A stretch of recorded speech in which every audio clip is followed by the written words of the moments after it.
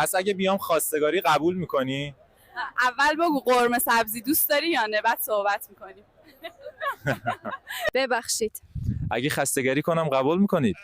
اگه مهری هم 100 تا گوسفند باشه چرا که نه. سلام، ببخشید یه سوال مهم داشتم. اگه ازتون خواستگاری کنم چی میگید؟ مثلا اگه مهری هم یه جزیره باشه چرا که نه. ببخشید امکانش هست یه روزی ازتون خواستگاری کنم؟ اگه محریم یه نمایشگاه انفرادی باشه چرا که نه. اگه قول بدم کل زندگیمو وقف تو کنم با من ازدواج میکنی؟ اگه بتونی مایه بزرگتر از مایه من بگیری شاید.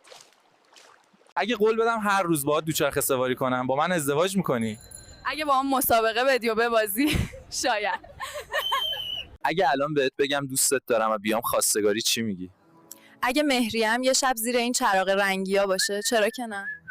خانم من واقعا قصد ازدواج دارم. میشه جواب بدید؟ اگه روزی 50 تا تخم مرغ جمع کنی شاید. اون وقت خودش تخم میذاره. ببخشید اگه ازتون خواستگاری کنم قبول میکنین؟ اگه حلقه طیفانی باشه شاید بهش فکر کنم.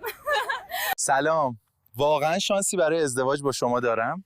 فقط اگر عروسیمون وسط این آفتاب گردونا باشه شاید. ببخشید اگه ازتون خواستگاری کنم قبول میکنین؟ اگه حلقه طیفانی باشه شاید بهش فکر کنم. پس اگه بیام خواستگاری قبول میکنی؟ اول بگو قرمه سبزی دوست داری یا نه، بعد صحبت میکنیم. سلام، ببخشید یه سوال مهم داشتم. اگه ازتون خواستگاری کنم چی میگید؟ مثلا اگه مهری هم یه جزیره باشه چرا که نه.